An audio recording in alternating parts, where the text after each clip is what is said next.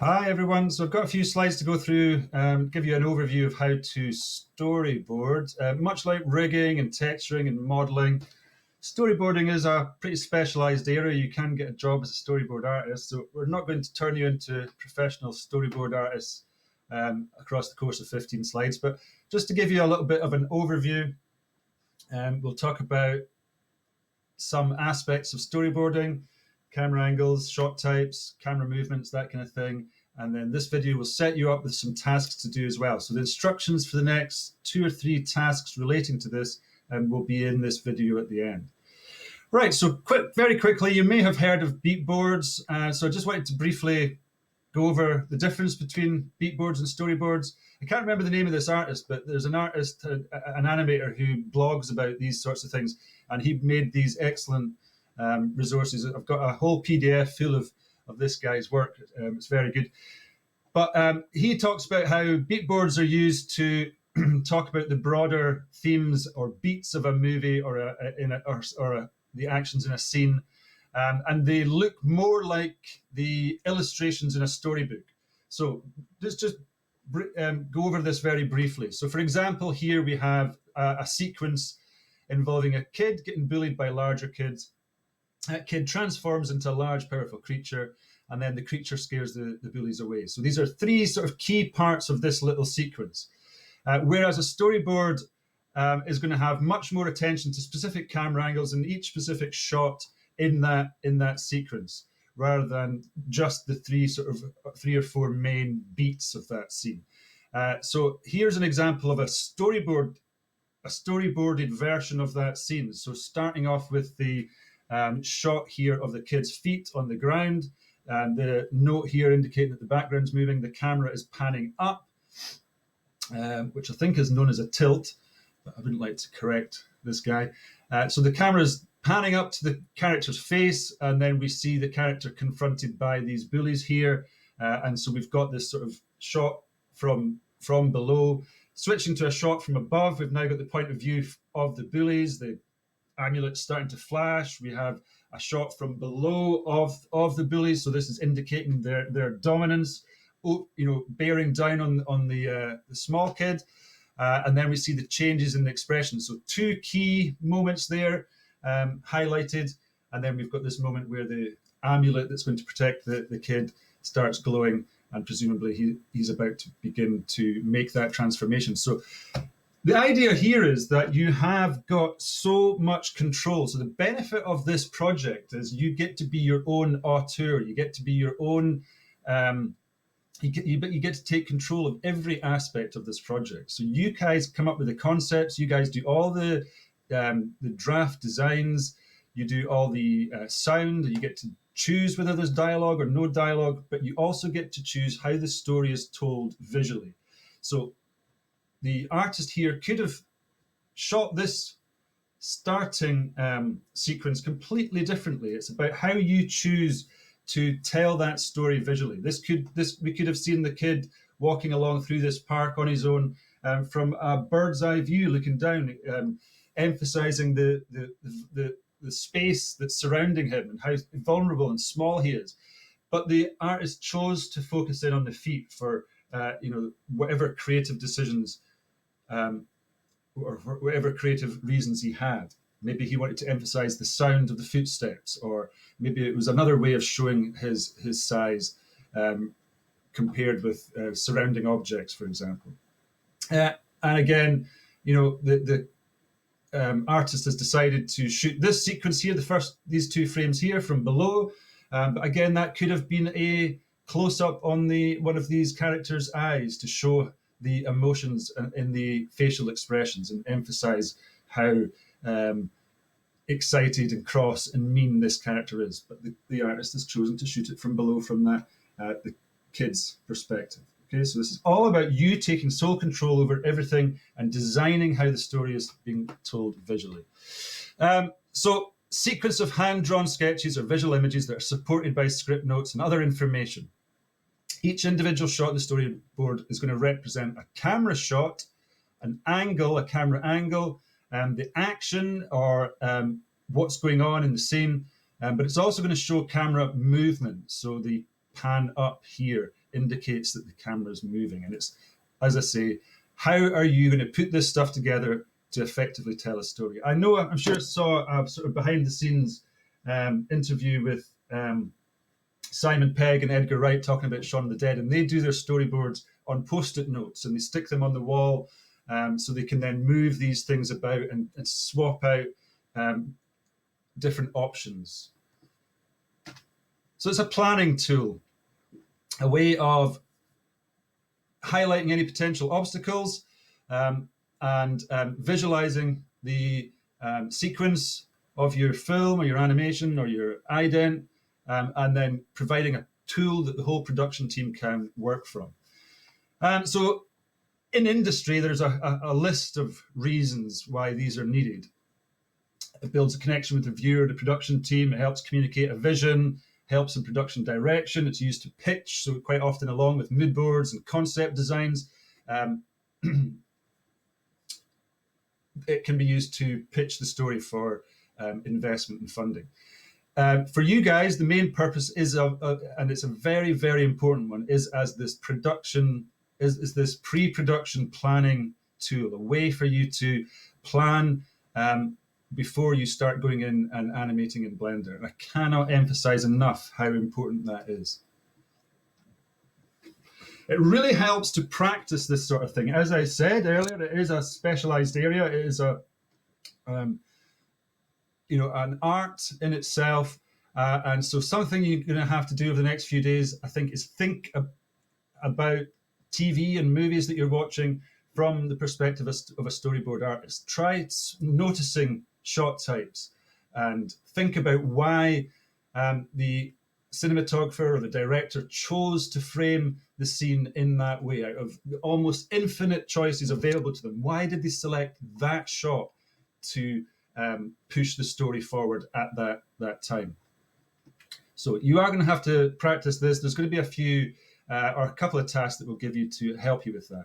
Now, I've got some slides here that go over each type of shot type, each type of camera angle, and each type of movement. I'm not going to read through these all in one by one just now, but what I'll be asking you to do is come back and refer to this when you start breaking down your synopsis. So, like I said, I won't go through every single one of these shot types, but just to give you an idea, we have establishing shots and close-ups, medium shots, long shots, blah, blah, blah, all these different options. And this is not necessarily an exhaustive list. There are others to choose from. And it's all about having options available to you. What is the most appropriate way to frame the action to tell the story in the way you want to tell the story? So do you want to start by establishing the location? Then you might want to use an establishing shot that is essentially an extreme long shot that shows the viewer where this scene is set. Or do you just want to dive straight into a close-up? How do you want to engage the viewer in that first shot? What's it going to cut to next? So these are just options available to you. So close-ups, medium, long shots, so where you want to show the whole character in the situation. Maybe there's some connection between the character and the location.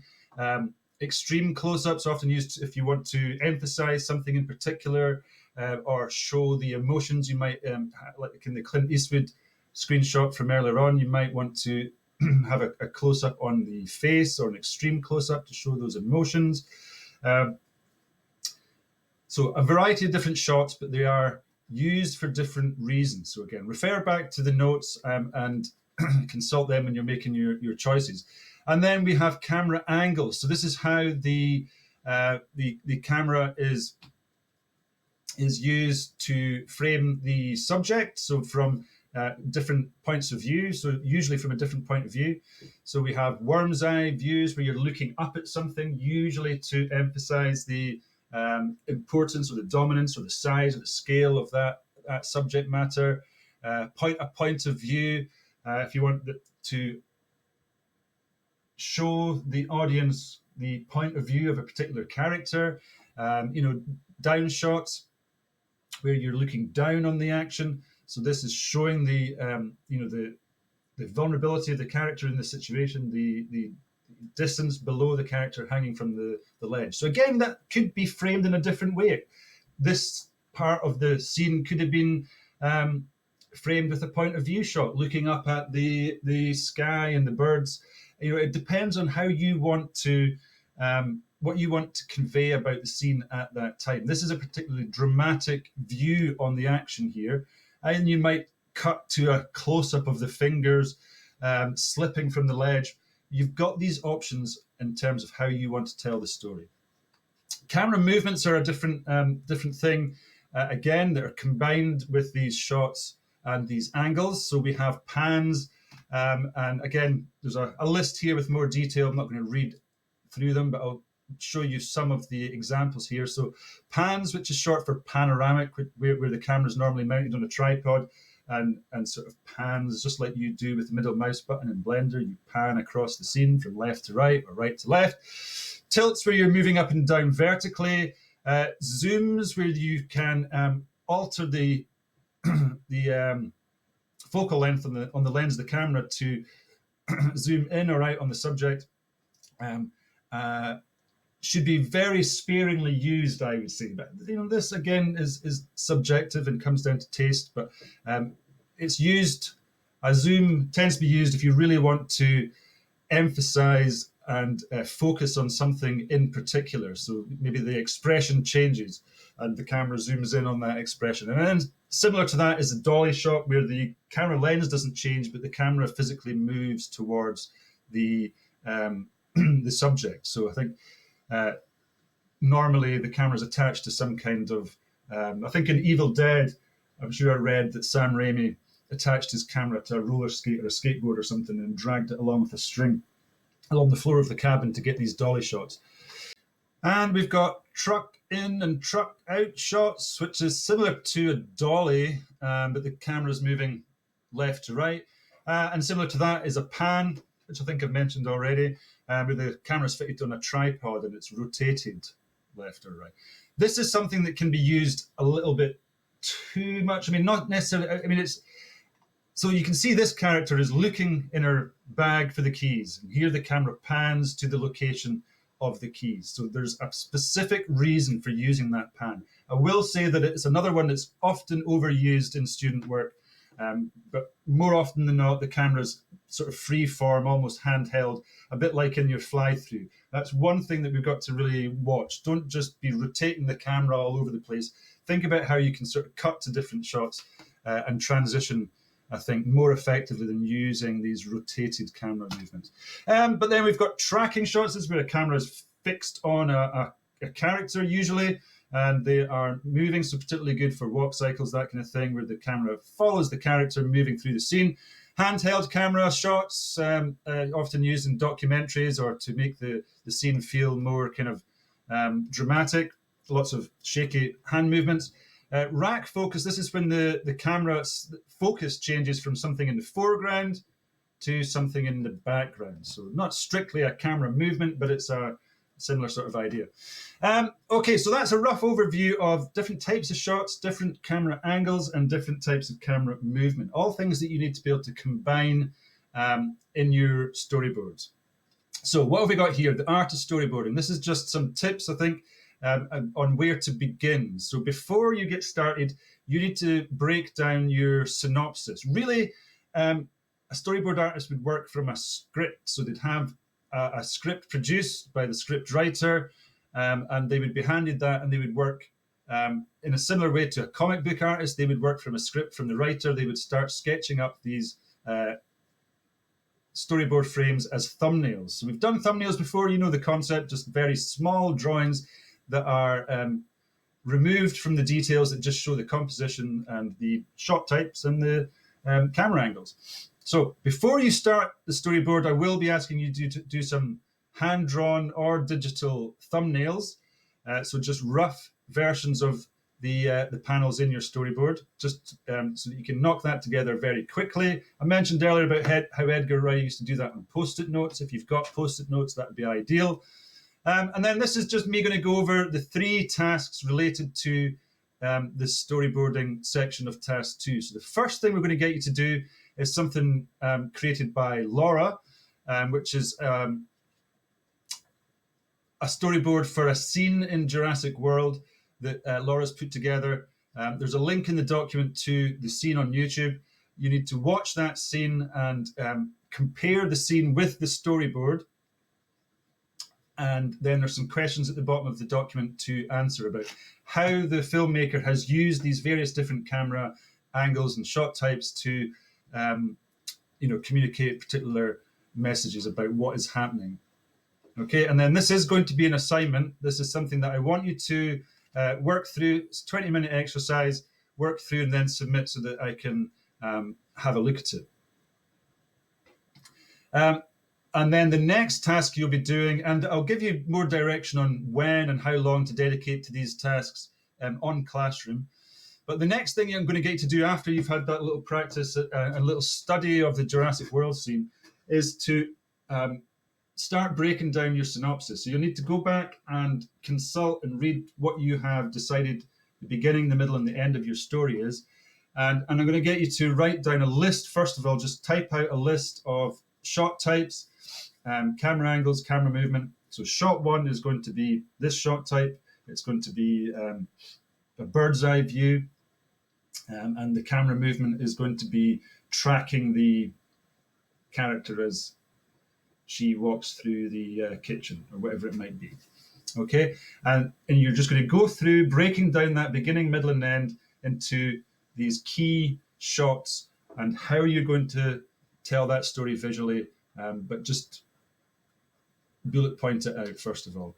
And then the second part of that task will be to actually start sketching out the thumbnails. So either using pencil and paper on Post-it notes or just on a sheet of A4 or in the back of your notebook, or there is some software which you can download, which is pretty cool.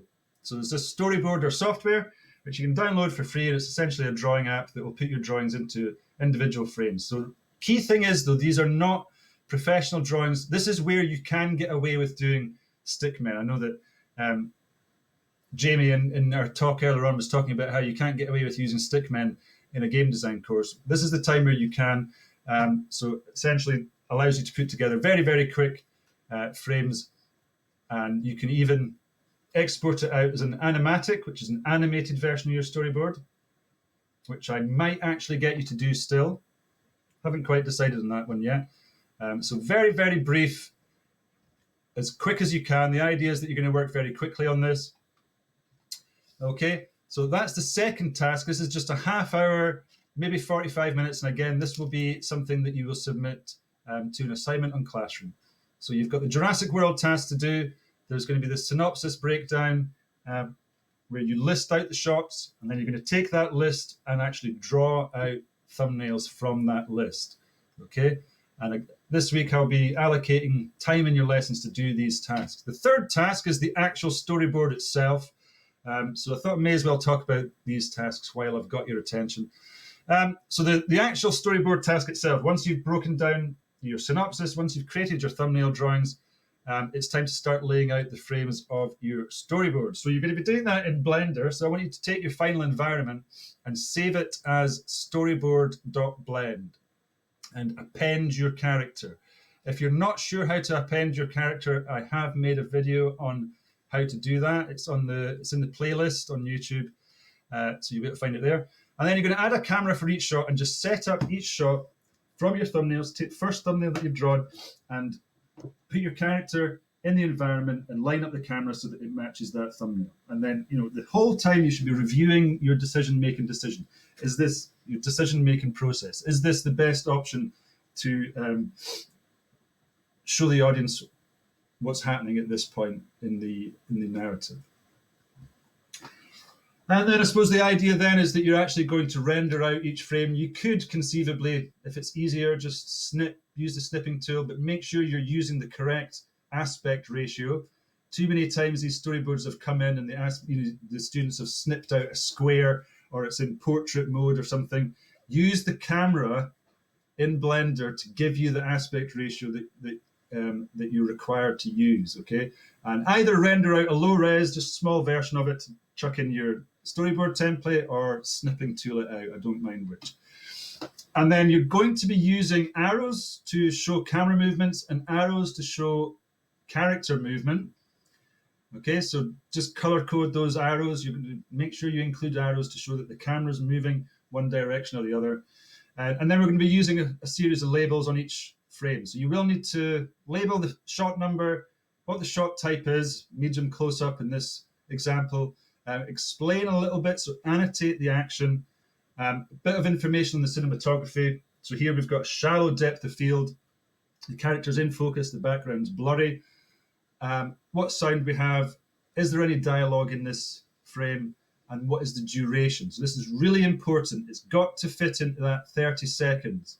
Okay, so this little shot of the camera panning across Owen as he tries to calm down the dinosaur is 2 seconds long, and then it switches to something else. And you can see that in the Jurassic World task document. I think this is the last slide.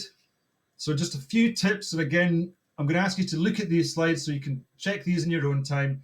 But some tips to focus on would be to use this time to experiment with different shot types, camera angles, and think about what is the best choice to most appropriately tell the story.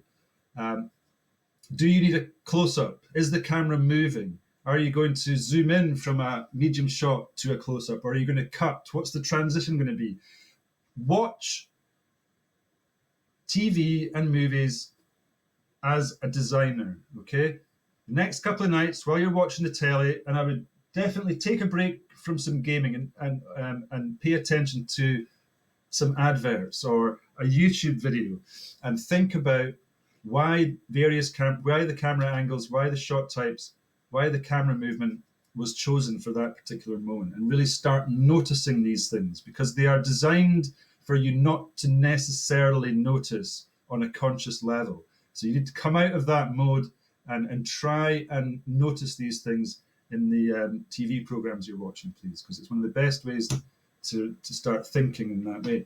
And I think that's everything.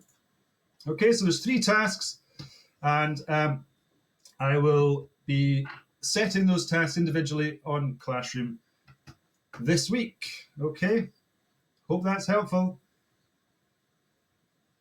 Bye.